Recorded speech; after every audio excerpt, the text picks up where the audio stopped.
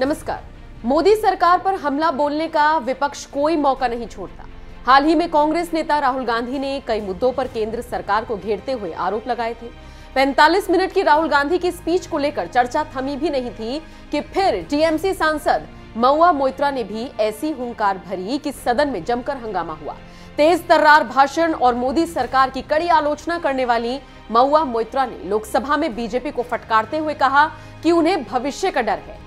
आप ऐसे भविष्य से डरते हैं जिसमें केंद्र द्वारा नौकरशाहों को तंग नहीं किया जा सकता है, इसलिए आप आईएएस कैडर नियमों में संशोधन करते हैं। महुआ मोइत्रा ने और क्या कुछ कहा वो आपको आगे सुनवाएंगे, लेकिन इसी बीच मोदी के फायर ब्रांड नेता तेजस्वी सूर्या ने बिना नाम लिए महुआ को कैसे लताड़ा ये आपको दिखाते हैं। शनिवार सुबह ट्विटर पर तेजस्वी ने आक्रामक अंदाज में लिखा, विपक्षी सांसद ने संसद में अपने तीखे भाषण में जिस आइडिया ऑफ इंडिया का प्रस्ताव रखा था, एक जैन लड़का जो घर से छिपकर अहमदाबाद की गली हट्टी कबाब का आनंद लेता है, बस यही है उनका आइडिया ऑफ इंडिया, जो कि यहीं तक सीमित है। वैसे तो सूर्या ने किसी का नाम नहीं लिया, लेकिन संसद में बीते दिन महुआ ने ही बीजेपी पर तंज कसा था। चलिए सुनवाते हैं आपको महुआ ने क्या कुछ कहा था।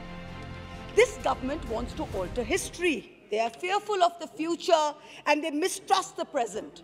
Robert F. Kennedy in the 1960s had warned of such hateful forces.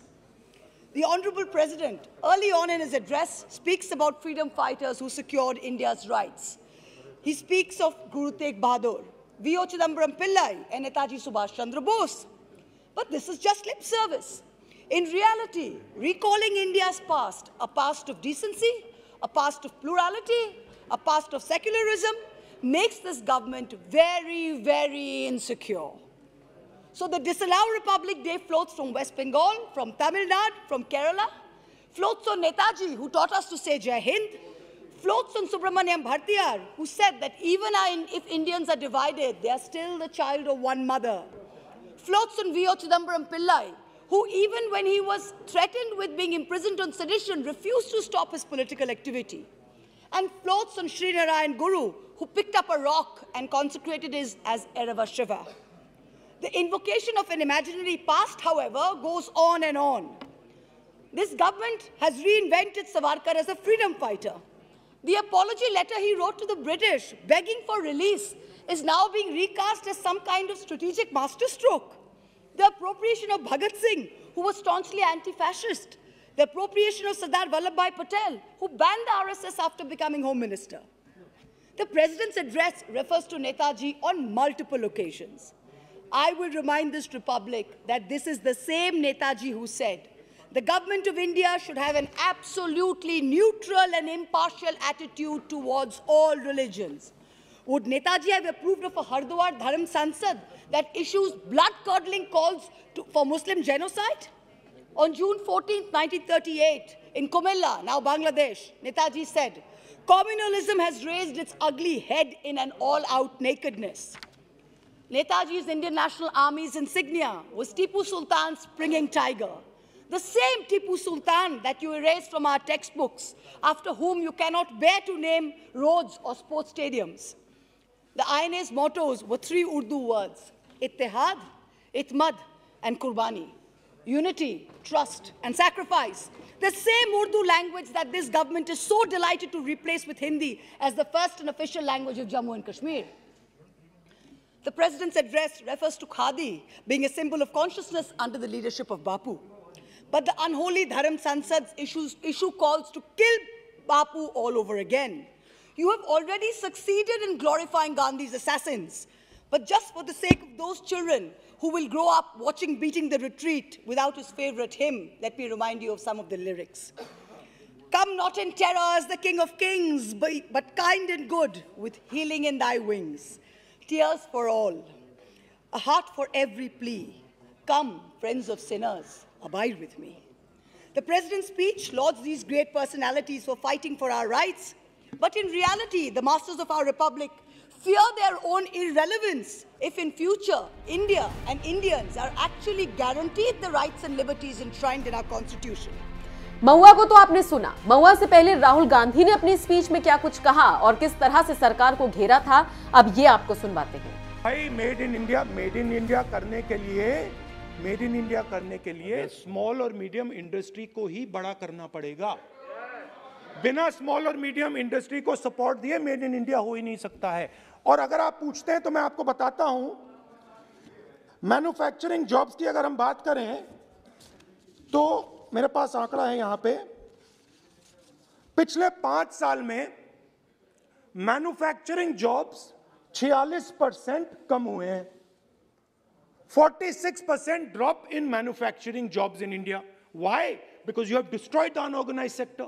Why? Because you have destroyed MSMEs. That is why you are focusing completely on 5 or 10 people. I don't have a problem with that. I don't have a problem with big industry. Focus on them. But please realize that they cannot produce jobs for you. Small and medium industry is the only people who can produce jobs for you. That is the reality. और हो क्या रहा है, 2 हिंदुस्तान बन रहे हैं, आप यहां पे भाषण देते रहते हो, नया Hindustan, new India, make in India, और कौन से नारे हैं, स्टार्टअप इंडिया। आप ये बोलते रहते हो और देश में बेरोजगारी फैलती जा रही है। और आप ये मत सोचिए कि ये जो गरीब हिंदुस्तान है जिसको आप बना रहे हैं, ये मत सोचिए कि ये चुप बैठा रहेगा। ये मत सोचिए कि ये चुप बैठा रहेगा, ये चुप नहीं बैठा रहेगा। इस हिंदुस्तान को सब कुछ दिख रहा है।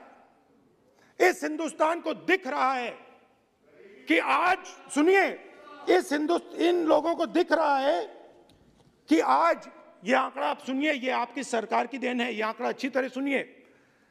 इस गरीब हिंदुस्तान को दिख रहा है कि आज हिंदुस्तान के 100 सबसे अमीर लोगों के पास हिंदुस्तान के 55 करोड़ लोगों से ज्यादा जायदाद है।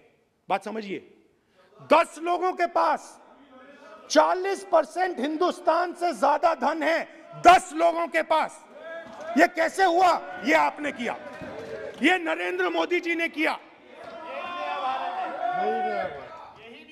और तो मैं आपको एक सुझाव देता हूं, प्रधानमंत्री जी को आपको सुझाव देता हूं, ये जो 2 आप हिंदुस्तान आप बना रहे हैं, इन 2 हिंदुस्तानों को जोड़ने का काम जल्दी से शुरू कीजिए। स्मॉल एंड मीडियम इंडस्ट्रीज की मदद करना शुरू कीजिए। जो हमारे बेरोजगार युवाएं हैं उनकी मदद कीजिए। और ये जो आप पूरा का पूरा धन इन्हीं 5-10 लोगों को दे रहे हो, क्योंकि ये आपकी मार्केटिंग करते हैं, आपको टीवी, व्हाट्सएप, फेसबुक पे लगाते हैं, ये काम आप बंद कीजिए, नहीं तो देश का नुकसान होगा। आपका नहीं, देश का नुकसान होगा। तो देखा आपने विपक्ष का मोदी सरकार पर हमलावर होना कैसे तेजस्वी सूर्या को बर्दाश्त नहीं हुआ और उन्होंने क्लास लगा दी। आपका इस खबर पर क्या कहना है? कमेंट बॉक्स में अपनी राय हमें जरूर दें।